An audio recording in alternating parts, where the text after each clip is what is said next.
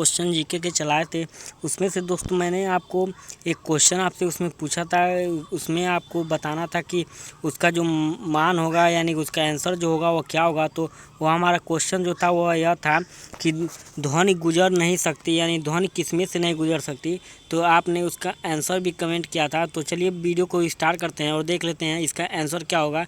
And आगे का जो हमारा 50 क्वेश्चन होने वाला है वो भी हमारा इस साइंस से लेके होने वाला है। तो चलिए स्टार्ट करते हैं वीडियो को और देखते हैं इसका जो क्वेश्चन होने वाला है वो क्या होने वाला है।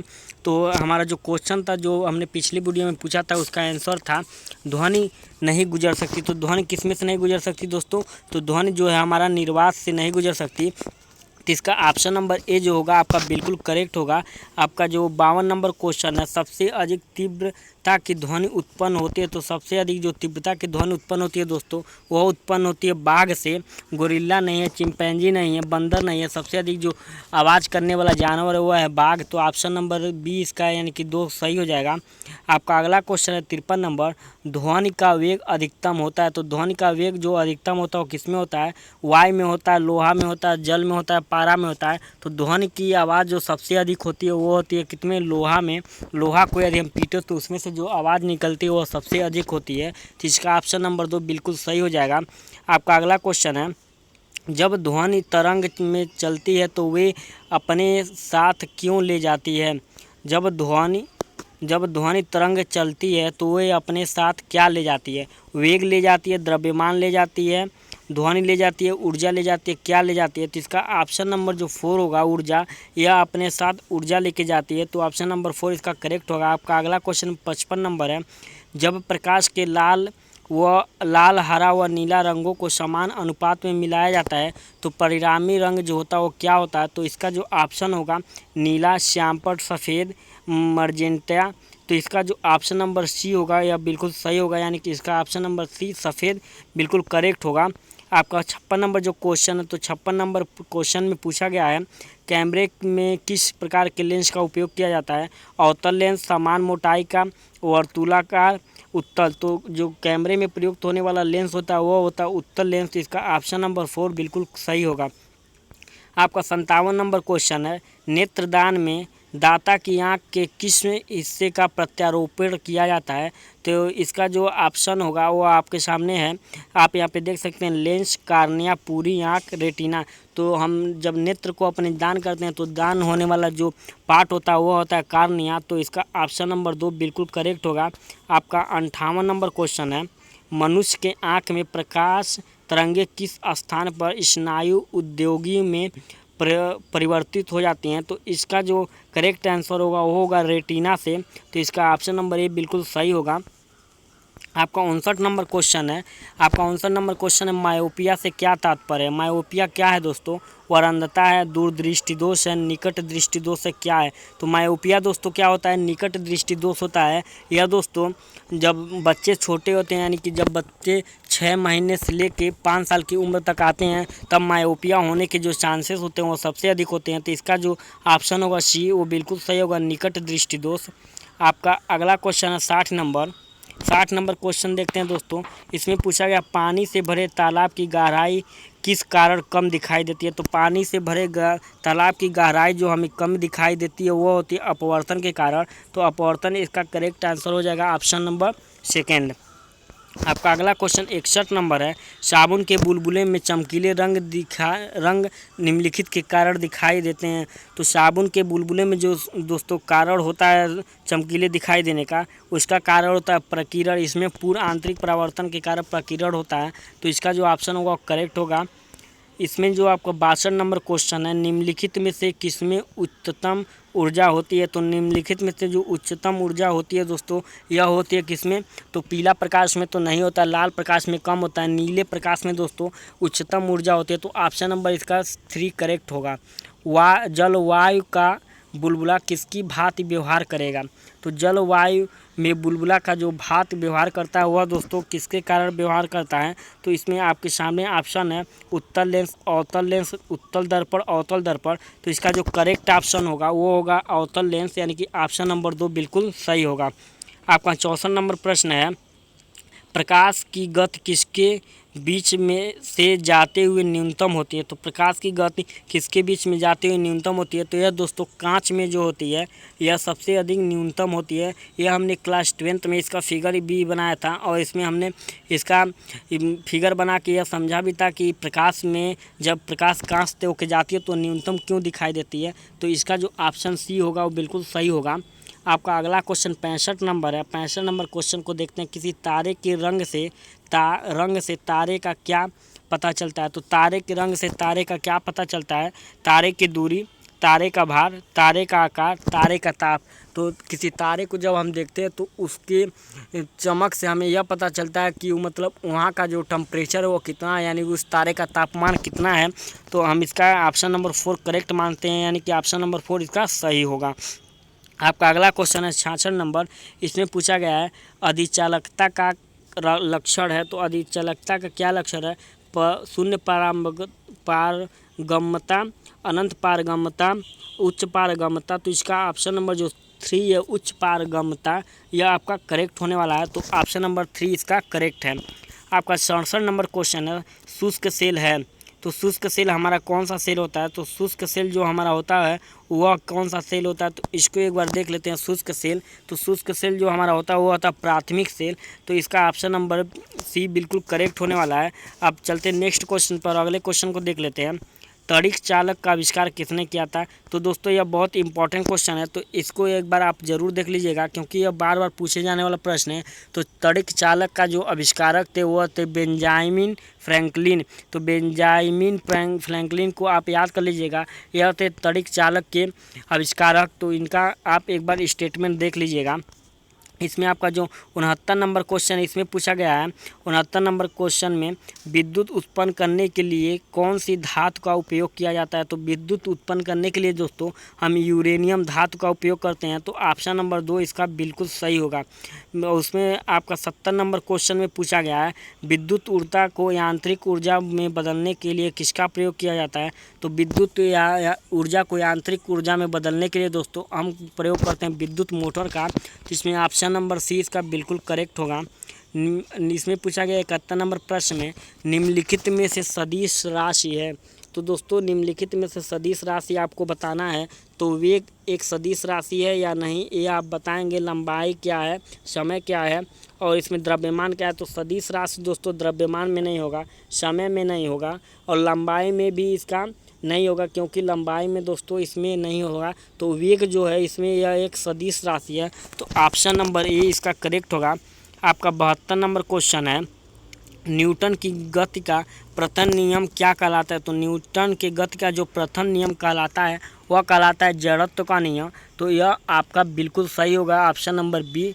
तो दोस्तों यह बेसिक सी साइंस के क्वेश्चन है, तो आप इसको प्रिपेयर कर लीजिएगा ताकि यह बहुत सारे इम्पॉर्टेंट एग्ज़ाम जैसे एसएससी, रेलवे, पेट, लेखपाल, कोस्ट गार्ड और एसएससी जीडी इस सब में पूछे जाने वाले प्रश्न हैं। तो मैं जो सेशन चला रहा हूँ आप इसको पूरा करिएगा और इसमें से जो इम्पोर्टेंट क्वेश्चन है आप इनको पूरा याद कर लीजिएगा। तो यह आपके लिए बहुत इंपॉर्टेंट होगा एग्ज़ाम को क्रैक करने के लिए। तो आपका अगला क्वेश्चन जो है वह है 73 नंबर। एक लड़की झूले पर बैठी स्थिति में झूला झूल रही है। तो एक लड़की जो बैठी है झूले पे वह झूला झूल रही है। तो उस लड़की के खड़े हो जाने पर दोलनों का आवर्तकाल क्या होगा? यानी कि एक लड़की झूला झूल रही है वह खड़ी हो जाती है तो दोलनों का जो आवर्तकाल क्या होगा? तो दोलनों का जो आवर्तकाल होगा वह कम हो जाएगा क्योंकि जब बैठी रहती है तो वह एक इक्वली फोर्स लगाती है किस पे, एक डायरेक्शन में। लेकिन दोस्तों जैसे ही वो खड़ी हो जाती है उसका पूरा बॉडी इक्वली फोर्स नहीं लगा पाता किसी एक निश्चित पॉइंट पे। इसके कारण उसके दोलने की जो आवर्तकाल है वो घटती जाती है। तो इसका ऑप्शन नंबर 2 बिल्कुल करेक्ट होगा। आपका अगला नंबर क्वेश्चन है 74 नंबर क्वेश्चन में पूछा गया है बर्फ़ पर स्केटिंग करना प्रसिद्ध करता है कि दाब बढ़ाने पर बर्फ़ का गलनांक।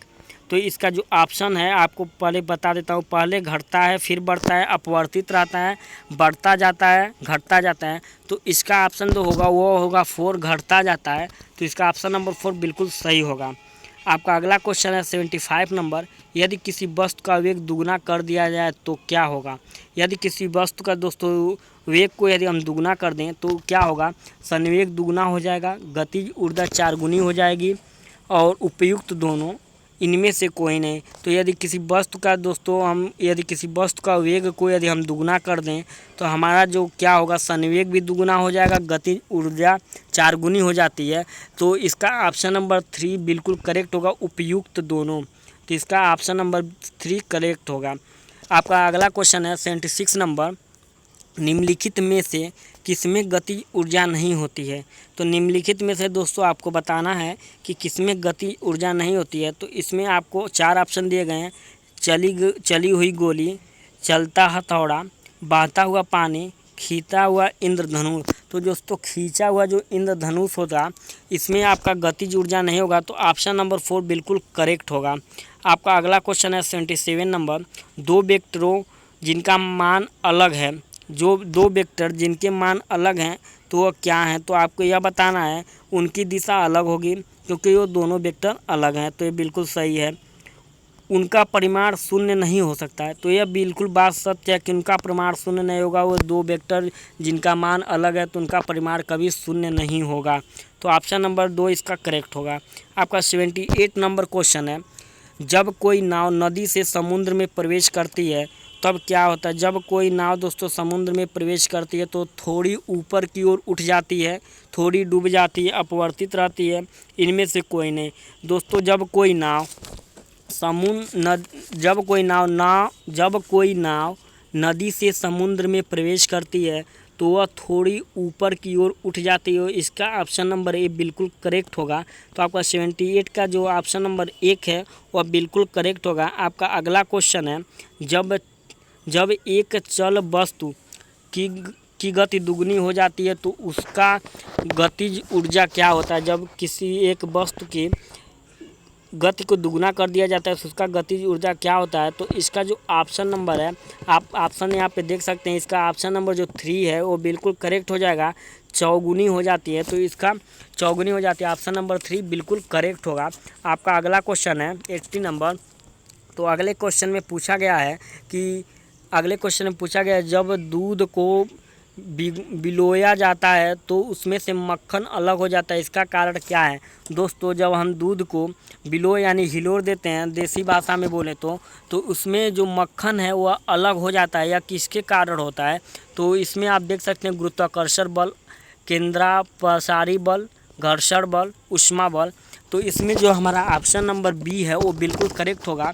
केंद्रापसारी बल के कारण जो दूध से मक्खन है वह अलग हो जाते हैं। आपका अगला क्वेश्चन है, अगले क्वेश्चन में पूछा गया है, कोई साइकिल सवार किसी मोड़ से घूमता है तो वह जब कोई साइकिल सवार किसी मोड़ से घूमता है, आपने भी दोस्तों अनुभव किया होगा कि जब आप साइकिल चलाते हुए या बाइक चलाते हुए किसी मोड़ से घूमते हैं तो आप किस डायरेक्शन में मुड़ जाते हैं। तो आप एक बार इस ऑप्शन को देखिए और आप बताइए कि इसका ऑप्शन कौन सा करेक्ट होगा।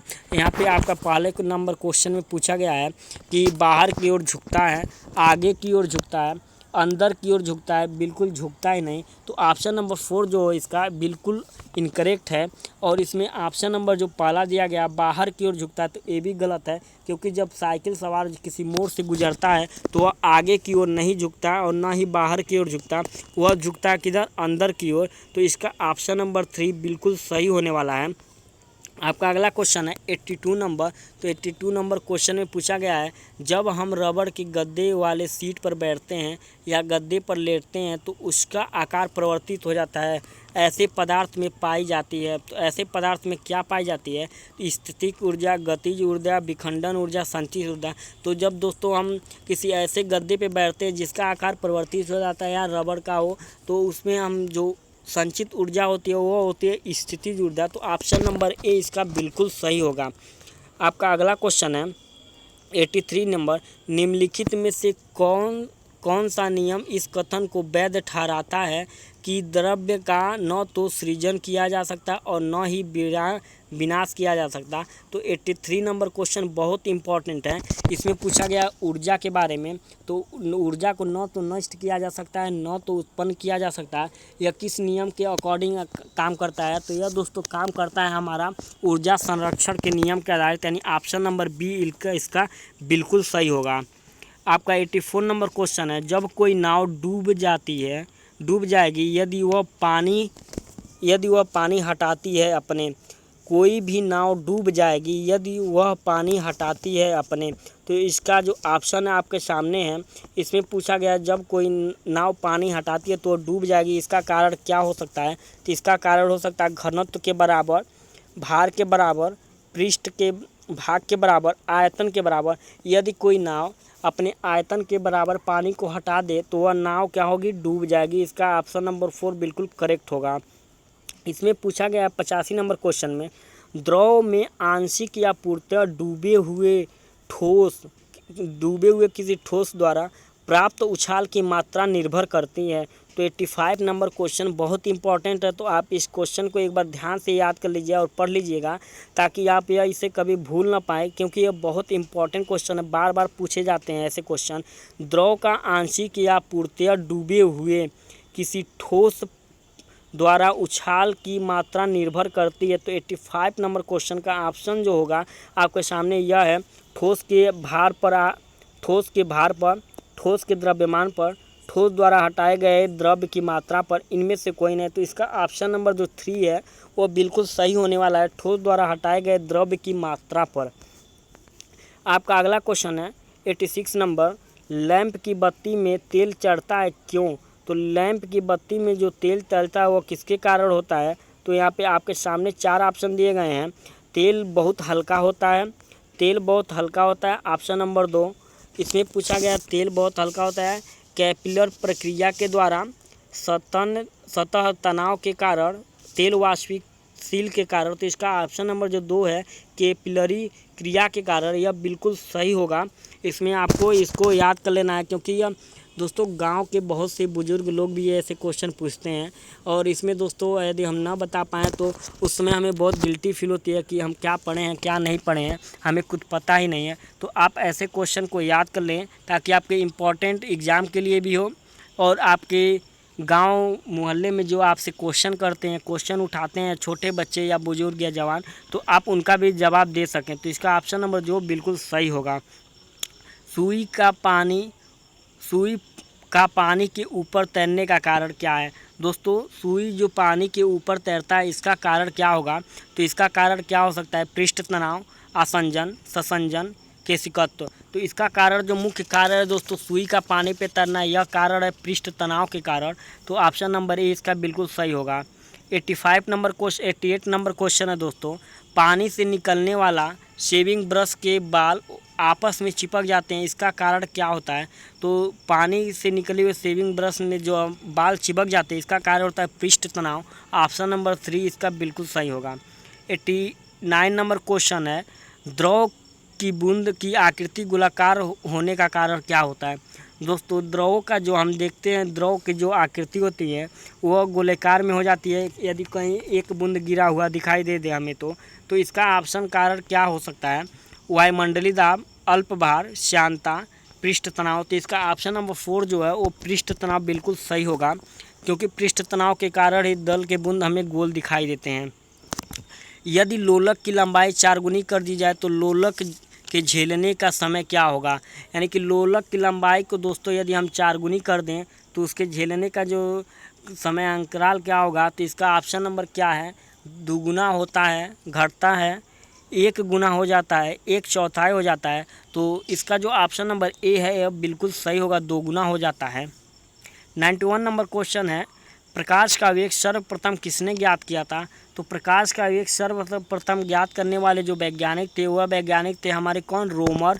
तो यह बहुत इंपॉर्टेंट क्वेश्चन है, क्योंकि दोस्तों हम प्रकाश चैप्टर क्लास 12th में पढ़ते हैं, 11th में पढ़ते हैं, 9th में भी पढ़ते हैं, और यह हमारे एग्ज़ाम में पूछे जाने वाले प्रश्न हैं। क्योंकि हमने जब इसको 3 क्लास में अध्ययन किया है तो यह कंपटीशन लेवल में क्वेश्चन पूछे जाएंगे। तो आप इस क्वेश्चन को एक बार याद कर लीजिएगा कि प्रकाश को सर्वप्रथम किसने मापा था? तो प्रकाश को सर्वप्रथम मापने वाले जो वैज्ञानिक थे वह थे रोमर। तो ऑप्शन नंबर ए इसका बिल्कुल सही होगा। 92 नंबर क्वेश्चन है, प्रकाश में ध्रुवण की घटना से यह सिद्ध होता है कि प्रकाश की तरंगें क्या हैं। प्रकाश के ध्रुवण से दोस्तों जो हमें सिद्ध होता है वह क्या होता है, तरंग के समान, तरंग एवं कण दोनों समान, तरंग एवं कण के समान नहीं, कण के समान। तो ऑप्शन नंबर 2 इसका 2 है, तरंग एवं कण के समान, यह बिल्कुल सही होने वाला है। सो ऑप्शन नंबर 2 इसका बिल्कुल सही होगा। 93 नंबर क्वेश्चन है, प्रकाश का वेग अधिकतम होता है। तो प्रकाश का वेग दोस्तों अधिकतम किसमें होता है, आपको यह बताना है। तो प्रकाश का वेग जो अधिकतम होगा दोस्तों वह होगा निर्वात में, हीरे में नहीं होगा, क्योंकि हीरे में जब प्रकाश आएगी तो वह पूरा आंतरिक परावर्तन हो जाएगी, कांच में जाएगी तो अभिलंबवत झुक जाएगी, पानी में वह भी अभिलंबवत झुक जाती है। लेकिन दोस्तों निर्वात में जो प्रकाश की चाल है वह अधिकतम होगी, क्योंकि दोस्तों यह हमारा आसमान खुला है और इसमें दोस्तों यदि धूल मिट्टी के कण आ जाते हैं तो प्रकाश को आने में काफ़ी समय लगता है। लेकिन दोस्तों जब हमारा पूरा आसमान साफ रहता है तो प्रकाश की गति जो होती है वो सबसे तीव्र होती है। अतः इसका जो ऑप्शन नंबर 2 है निर्वात, वो बिल्कुल सही होगा। आपका अगला क्वेश्चन है, माध्यम के तापमान में वृद्धि के साथ प्रकाश की गति, माध्यम में तापमान की वृद्धि के कारण प्रकाश की जो गति होगी वो क्या होगी। तो इसमें बढ़ती है, सहसा गिर जाती है, घटती है, वैसी ही रहती है। तो ऑप्शन नंबर जो 4 है वैसी ही रहती है, यह बिल्कुल करेक्ट होगा। आपका अगला क्वेश्चन है 95 नंबर, सूर्य ग्रहण के समय सूर्य का कौन सा भाग दिखाई देता है। तो सूर्य ग्रहण के समय दोस्तों हमें भाग दिखाई देता है, वह कौन सा भाग दिखाई देता है। तो वरमंडल, प्रभामंडल, किरीट, कोई भाग नहीं। तो इसका ऑप्शन नंबर जो 3 है वह बिल्कुल सही है। तो इसमें किरीट जो होता है वो हमें दिखाई देने वाला भाग होता है। अगला क्वेश्चन आपका 96 नंबर, सोनार अधिकांशतः प्रयोग में लाया जाता है। सोनार अधिकतर किसमें प्रयोग में लाया जाता है दोस्तों, हमें यह बताना है। तो इंजीनियर द्वारा, डॉक्टरों द्वारा, अंतरिक्ष यात्रियों द्वारा, नौ संचालकों द्वारा। तो ऑप्शन नंबर जो 4 है इसका, नौ संचालकों द्वारा, यह बिल्कुल सही है, क्योंकि सोनार इनके ही काम में ज़्यादा प्रयुक्त किए जाने वाला पदार्थ है। तो आपका अगला क्वेश्चन है 97 नंबर, प्रकाश रंग किस प्रकार के तरंग है। तो 97 नंबर जो प्रश्न है इसमें आपको बताना कि प्रकाश रंग जो है वह किस प्रकार की प्रकाश तरंग है। तो इसका जो ऑप्शन है, अनुदैर्ध्य तरंग, अनुप्रस्थ तरंग, उपयुक्त दोनों, इनमें से कोई नहीं। तो प्रकाश तरंग जो होती है हमारी अनुप्रस्थ तरंगें होती हैं। तो इसका ऑप्शन नंबर जो 2 है वो बिल्कुल सही होगा। आपका अगला क्वेश्चन है 98 नंबर, डेसिबल होता है। तो डेसिबल क्या होता है दोस्तों, एक ध्वनि का स्तर मापक, एक संगीत नोट, एक संगीत यंत्र, इनमें से कोई नहीं। तो ऑप्शन नंबर जो ए है इसका 1 है, एक ध्वनि स्तर मापन। तो यह बिल्कुल करेक्ट होगा। इसमें अगला क्वेश्चन है जो 99 नंबर, अशुद्धियों के कारण द्रव का क्वथनांक होता है। अशुद्धियों के कारण दोस्तों जो द्रव का क्वथनांक होता है वह क्या होता है, तो आपको इसमें बताना है। तो इसमें जो हमारा ऑप्शन होने वाला है वही रहता है, घट जाता है, बढ़ जाता है, कोई संबंध नहीं। तो इसमें जो ऑप्शन नंबर सी है यानी कि 3 नंबर क्वेश्चन है वो बढ़ जाता है, यह बिल्कुल करेक्ट होने वाला है। आपका इस सेशन का जो लास्ट क्वेश्चन है 100 नंबर, कमरे को ठंडा किया जा सकता है। दोस्तों यदि वीडियो आपको पसंद आ रही है तो चैनल को सब्सक्राइब कर लीजिएगा, अपने दोस्तों में से शेयर कर लीजिएगा और वीडियो को लाइक करना बिल्कुल मत भूलिएगा, क्योंकि ऐसे मज़ेदार वीडियो हम आपके लिए लाते रहेंगे ताकि आप कंपटीशन का प्रिपरेशन अच्छे से कर सकें। और आपको यदि आप मेरे चैनल से जुड़ते हैं तो आपके जो जीके और जीएस से क्वेश्चन पूछे जाते हैं कंपटीशन में, आपको बिल्कुल भी चिंता करने की आवश्यकता नहीं। सिर्फ आप मेरा 15 से 20 मिनट का इस सेशन को स्टार्ट कीजिए और आप इसमें से लाभ कमाइए। और इसमें से दोस्तों आपको पूरी गारंटी तो नहीं ले सकते, लेकिन दोस्तों जितनी गारंटी ले सकते हैं वो 80% गारंटी है कि 80% जो क्वेश्चन होंगे इसी चैनल से पूछे जाएंगे, क्योंकि दोस्तों यह बहुत इंपॉर्टेंट क्वेश्चन होने वाले साइंस को और जीके जीएस को लेकर। तो इसमें जो आप यदि सब्सक्राइब करते हैं तो आपको बहुत ही फ़ायदा होगा, और नहीं सब्सक्राइब करते हैं तब भी आपको फ़ायदा होगा, क्योंकि आप वीडियो तो फुल वॉच कर रहे हैं। और आपको यदि वीडियो वॉच कर रहे हैं दोस्तों तो आपको इसमें से ज्ञान भी कुछ अर्जित हो रहे हैं, तो आपको आपके लिए बहुत इम्पॉर्टेंट होगा, ताकि आप अपने एग्ज़ाम की प्रिपरेशन करें और अच्छे मार्क ले आकर अपने गांव समाज का नाम रोशन करें। तो आपका अगला क्वेश्चन है, कमरे को ठंडा किया जाता है। तो कमरे को ठंडा कैसे किया जाता है दोस्तों, रसोई गैस से, संपीड़न गैस को छोड़ने से, ठोस को पिघलाने से, पानी के बहने से।